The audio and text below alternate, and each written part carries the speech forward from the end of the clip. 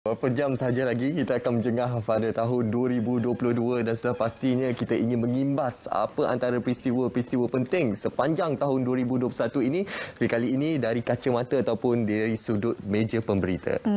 Pentinglah sebab bila kita bercerita ataupun mendapatkan perkongsian daripada mereka yang berada di bilik berita ini, mereka lebih mengetahui ataupun lebih arif berkenaan apa yang berlaku sepanjang tahun 2021. Hari ini dua tetamu kami bawakan di studio amat besar hati, amat dekat sebenarnya dengan kami semua. Selamat pagi diucapkan kepada Fatih Hidayat Ghazali selaku editor berita RTM, juga Syazwani Samsul, wartawan RTM. Ni antara wajah-wajah yang sentiasa berada di hadapan skrin di saluran TV1. Jadi bila kita bercakap berkenaan imbasan 2021 ini, mungkin Tuan Fadil boleh kongsikan terlebih dahulu apa antara cabaran-cabaran utama dari meja pemberita. Ya, 2021 ni sangat berwarna-warni, jauh lebih berwarna-warni berbanding 2020. Dan apa yang kami hadapi di seksyen Berita TV, khususnya di unit pemberitaan dan penyuntingan, bolehlah disamakan dengan fokus bajet 2022 yang dibentang pada 29 Oktober, iaitu 3R. 3R ini ialah R pertama, recovery, iaitu membantu pemulihan negara. R kedua adalah resilience, itu menguji daya ketahanan kami. Dan R yang ketiga ialah reform, iaitu melakukan pembaharuan dalam penyampaian kandungan dan juga pendekatan pemberitaan kami. Jadi itu 3R dari segi situasi kami sepanjang 2021. Tetapi sebenarnya saya boleh rangkumkan cabaran yang terpaksa ataupun yang sudah pun lulus ujian lah, saya boleh katakan. Sepanjang 2021 bagi pihak kami ada 3 juga, iaitu cabaran pertama iaitu cabaran pandemik, cabaran kedua ialah cabaran politik, dan cabaran ketiga ialah cabaran bencana alam. Jadi bercakap tentang 2021 ini, sebenarnya yang paling signifikan bila menyebut tentang cabaran pandemik ini ialah kebenaran rentas negeri. Yang diberikan pada 11 hari bulan Oktober, yang bertitik tolak daripada kejayaan pencapaian vaksinasi dewasa melebihi 90% ketika itu, yang membuka kepada kebenaran rentas negeri ini, yang kemudiannya menghidupkan kembali aktiviti dan kehidupan rakyat Malaysia, sektor-sektor yang terjejas juga. Jadi sepanjang melalui kejayaan ini, sebenarnya kami juga tumpang berbangga kerana jihad kami di seksyen Berita TV melalui selain daripada buletin-buletin yang kami paparkan, juga instrumental pada 2021 untuk kami ialah penerbitan COVID Itu Benar, CIB. Jadi tujuan program ini diterbitkan oleh pihak kami ialah untuk memberi kesedaran tentang betapa genuinnya, betapa bahayanya wabak COVID-19. Dan ketika itu, di peringkat awal ketika vaksin tiba pada awal Februari, pada 21 Februari, ketika itu pelbagai pandangan skeptikal juga dalam kalangan rakyat. Jadi jihad kami ialah untuk memberitahu rakyat Malaysia betapa pentingnya pengambilan vaksin ini. Dan kami juga bila bercakap tentang itu, saya masih ingat ketika bulan Februari itu, dari awal bulan lagi, berita RTM menjadi yang pertama dalam konteks media elektronik memberikan pelaporan-pelaporan menjelang ketibaan vaksin Pfizer-BioNTech itu melalui wartawan kami Andy Reza Rohadian. Siri-siri laporan khas beliau lintas langsung dari pelbagai lokasi, termasuklah di KLIA ketika ketibaan vaksin itu, dan kemudian membawa kepada program imunisasi COVID-19 kebangsaan atau PIK pada 24 Februari. Ketika itu Perdana Menteri kita ketika itu, iaitu Yang Berhormat Tan Sri Muhyiddin Yassin, menjadi individu pertama mendapat suntikan. Dan kami di Berita RTM juga memberikan liputan yang menyeluruh, lintas langsung dari semasa ke semasa. Jadi inilah signifikan events yang berlaku sepanjang 2021 yang bertitik tolak kepada komitmen kami. Ketika orang lain tak boleh diberikan kemudahan untuk work from home. Kan? Kami di Berita TV tak pernah tutup kedai. 24 jam. 24 jam. Shu Haidar Arifin pun tahu. Dia adalah salah seorang penyampai berita. Jadi mungkin inilah pengorbanan sebenarnya di Berita TV dan juga pihak media, petugas media keseluruhannya. Di sebelah saya Syazwani Syamsu punya pengalaman tersendiri sebagai orang yang sentiasa berada di lapangan untuk melihat sendiri dari kacamata beliau apa yang berlaku, dan bukan saya sengaja nak mengangkat pengorbanan ini, tetapi jika pihak lain di khususnya petugas kesihatan, pasukan keselamatan sentiasa diangkat atau di highlight sebagai petugas barisan hadapan, kami yang berada di kubu Angkasa Puri ini juga ialah petugas barisan hadapan yang sentiasa tidak pernah mengenal masa dan juga sentiasa bersedia untuk berkorban sehingga ke saat ini sekarang banjir pula untuk memberikan apa yang sahih dan mutakhir kepada rakyat Malaysia. Banyaklah sebenarnya kalau kita nak cerita, bukan 365 hari Betul. yang kita lalui pada tahun 2021 ini. Pengorbanan itu memang tak ternilai dan juga tak terkeluar list lah kalau kita nak tulis satu-satu kan. Macam Wani sendiri berada di lapangan kan, memberikan laporan yang terkini dan juga sahih berkenaan dengan pandemik, situasi banjir dan sebagainya. Kongsi pengalaman Wani, antara pengalaman-pengalaman yang mungkin boleh dijadikan pengajaran untuk penonton Zat Pagi Malaysia pada hari ini. Baik Syahda dan Munawar, dan kalau kita nampak situasi kesihatan negara pada tahun 2021 ni, dia memang jauh berbeza berbanding tahun 2020, di mana 2021 ni dengan penularan varian-varian barunya yang seperti Alpha, Delta yang jauh lebih ganas berbanding varian asal, dan sebenarnya ini sekaligus meletakkan kami di situasi yang agak berbahaya kerana kami perlu untuk turun sendiri ke lapangan untuk berjumpa dengan ramai orang, di mana kita tak tahu pun adakah mereka membawa virus ni ataupun tidak. Dan salah satu pengalaman yang saya rasa agak berharga untuk dikongsikan, ketika tu saya pergi ke sebuah serbuan di sebuah bangunan yang separas siap, dan bangunan tu menempatkan 200 buruh binaan, dan mereka perlu tinggal dalam keadaan sempit dan berkongsi dalam 6 buah tandas saja. So mereka tinggal dalam kawasan tu, dan bila kami pergi sana, rupanya bangunan tu beroperasi tanpa kebenaran.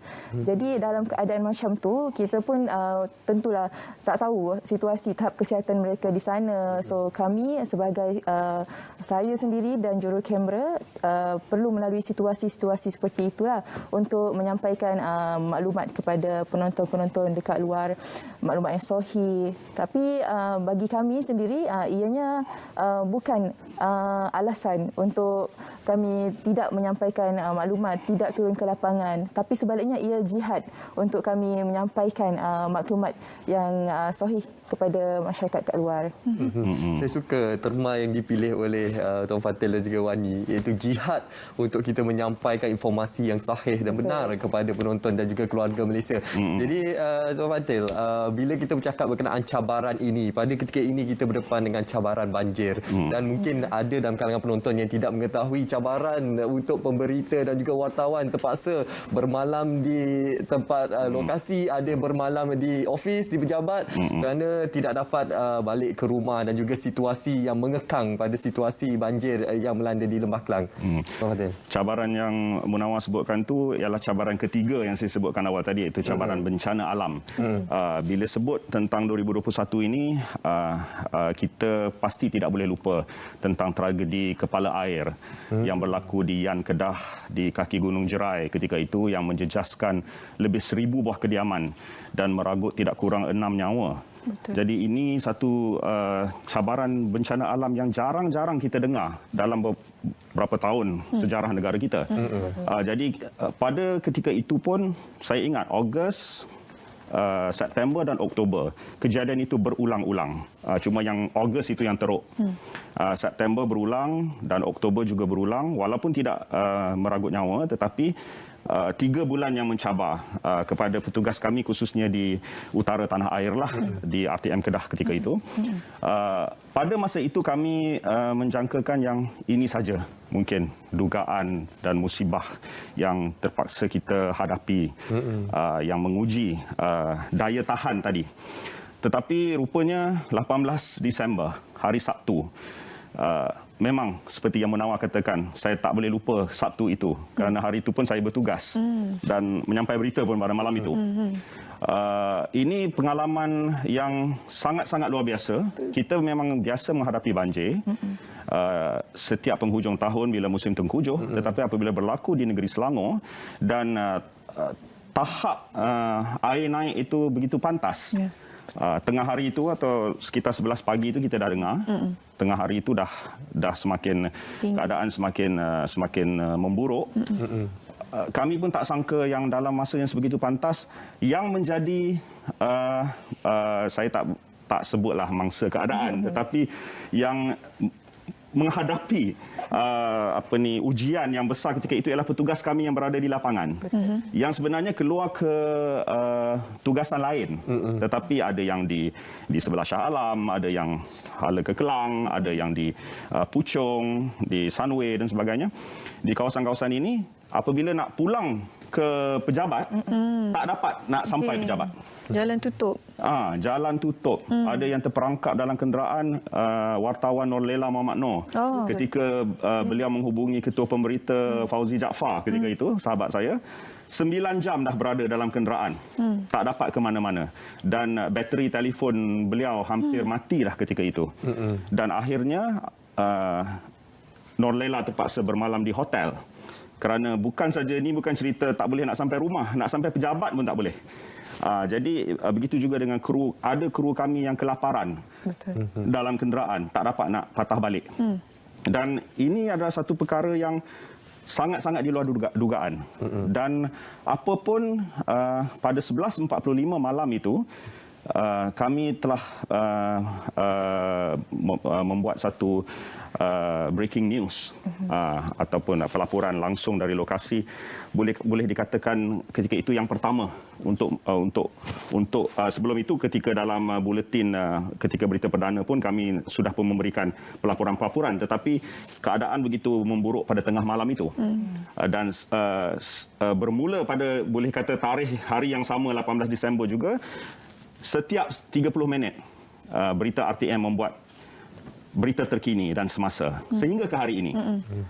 Dan pada Ahad 19 Disember itu juga kami turun padang secara all out untuk memberikan bukan saja di Ibu Pejabat tetapi juga di seluruh negara juga, kerana selepas itu di Pahang, di Kelantan, di Negeri Sembilan dan Melaka juga sampai ke saat ini kita masih lagi menghadapi mungkin kemungkinan gelombang kedua banjir pula. Dan pasca yang kami memberikan tumpuan ketika ini ialah untuk menunjukkan operasi pasca banjir yang dilakukan oleh sukarelawan dari pelbagai pihak yang terus rancak berlangsung. Jadi ini sebenarnya hari ini dah 31 Disember. Bermakna ujian kepada kita ni daripada bertitik tolak 2020 sampai ke hari ini dah 2 tahun. Pelbagai ujian yang tak henti-henti. Tetapi saya berbangga dengan pasukan saya, khususnya Seksyen Berita TV, unit pemberitaan dan juga unit editorial, unit penerbitan, yang dalam tempoh ini ramai juga yang jadi terpaksa jadi kontak rapat, tidak dapat bertugas. Tetapi walaupun begitu, walaupun ada yang ini adalah norma yang terpaksa kita lalui. Betul. Tetapi tidak pernah sekali kami gagal untuk menyiarkan apa-apa buletin. Walaupun hanya tinggal mungkin beberapa orang sahaja di pejabat. Ini yang mungkin orang lain tak nampak. Selama kami membuat pelaporan sepanjang tahun 2021, mengharungi pandemik, mengharungi cabaran politik kemudiannya. Cabaran politik pula kat sini sikit nak cakap, walaupun berlaku perubahan tampuk kepimpinan negara apabila Tan Sri Muhyiddin Yassin meletak jawatan pada 16 Ogos. Tetapi kemudiannya dalam masa beberapa hari sahaja Yang Amat Berhormat Datuk Seri Ismail Sabri Yaakob mengangkat sumpah jawatan sebagai Perdana Menteri. Episod ini langsung tidak memberi kesan kepada kelancaran kesinambungan pelan pemulihan negara. Cuma di sebalik pencapaian-pencapaian ini, Allah Subhanahu Wa Taala mungkin amat menyayangi kita, ingin menguji daya tahan rakyat Malaysia, dan daya tahan itulah atas semangat keluarga Malaysia itu saya nampak menjadi kunci kepada ketahanan dan juga di mana rakyat Malaysia telah zahirkan ketika banjir ketika ini pun semua pihak berganding bahu, tak kira kaum, tak kira perbezaan politik, perbezaan agama, semua ditolak ke tepi demi untuk menyelamatkan antara satu sama lain. Iyalah, bila kita cerita banyak sebenarnya pengorbanan mereka yang berada dalam industri penyiaran ini. Mungkin anda di luar sana hanya saksikan pelaporan ataupun berita, tapi sebenarnya di sebalik itu inilah wajah-wajah yang terpaksa berhempas bulas di lapangan untuk memastikan agar laporan tersebut disampaikan dengan cepat, sahih dan juga tepatlah. Wani, antara salah seorang wartawan itulah, iyalah bila Fatih kongsikan seketika tadi ada rakan-rakan kita menjadi kontak rapat dan sebagainya. Jadi ini akan menambahlah beban-beban mereka yang bercuti itu ke mereka yang sedang bekerja di pejabat dan sebagainya. Jadi saya yakin Wani mempunyai pengalaman tersebut. Kalau boleh kongsikan dengan penonton, apakah antara perkara yang perlu dilalui oleh Wani pada ketika itu, dan pasti akan ada tekanan dan sebagainya, waktu-waktu yang kita rasa jatuh, berdiri di atas lutut sendiri. Jadi bagaimana situasi itu kalau Wani boleh kongsikan? Kalau nak dicakap memang banyak, tapi apa yang kita lakukan ni adalah tugas kita, dan kalau bila ramai rakan yang terkena close contact tu, kami ada yang terpaksa batalkan cuti dan demi untuk bekerja dan kerja long hours. Tapi itu sebenarnya bukan mematahkan lagi semangat kami lah. Dan bila dalam musim banjir ni, kami perbanyakkan lagi laporan-laporan secara langsung di lokasi untuk membuka mata masyarakat dekat luar lah mengenai perkembangan situasi banjir di lokasi yang terjejas. Dan suka untuk saya kongsikan, ada salah satu lokasi yang saya pergi, iaitu Kampung Jawa Batu 18 Hulu Langat, yang kita sedia maklum memang agak sangat terjejas. Dan waktu saya pergi ke sana, cabaran dia lagi adalah dari aspek emosi, di mana satu keselamatan lah, sebab keadaan memang agak mencabar time tu, dan juga dari segi aspek emosi ni, bila mana saya terpaksa menelan rasa sedih tu, sebab kita memang nampak ni rumah hilang, rumah ranap, bengkel motor pun rosak semuanya. Dan tapi yang sangat membuka mata saya bila berada di lokasi bersama penduduk-penduduk ni, mereka saling membantu. Dan saya dimaklumkan beberapa hari mereka terputus hubungan dengan dunia luar. Mereka membantu sesama sendirilah, macam ada yang tak terkena banjir tu sanggup berenang pada waktu banjir tu untuk menyelamatkan penduduk jiran-jiran mereka. Dan ini sebenarnya membuka mata saya mengenai kebersamaan masyarakat lah, yang saling tolong-menolong menyelamatkan satu sama lain lah dalam kejadian bencana tu.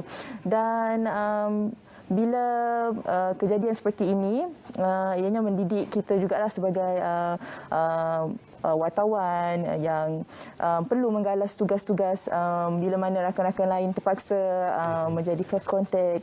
Jadi itu antara pengorbanan yang kami lakukanlah untuk menyampaikan maklumat yang sahih. Itu antara pengorbanan yang kita sempat untuk kongsikan bersama dengan anda hari ini. Banyak sebenarnya, kalau kita nak cerita memang tak cukup 20 minit. Mungkin anda juga akan menjatuhkan air mata kerana banyak sebenarnya perkongsian yang ingin dikongsikan oleh mereka berdua. Terima kasih Fatih, terima kasih Wani bersama kita hari ini di studio untuk berkongsi sedikit sebanyak imbasan bagi tahun 2021, terutamanya bagi pihak bilik berita RTM. Terima kasih untuk kedua-duanya bersama kita hari ini di studio. Dan kita kita juga sangat menghargai pengorbanan dan juga perjuangan dari pihak kami kepada pihak editor dan juga pihak wartawan di lokasi atas sumbangan untuk terus menyampaikan informasi-informasi yang sahih kepada seluruh keluarga Malaysia. Itu berkenaan imbasan 2021 yang pastinya penuh suka dan duka, penuh warna-warni seperti yang dikatakan oleh Tuan Fatil tadi. Ya.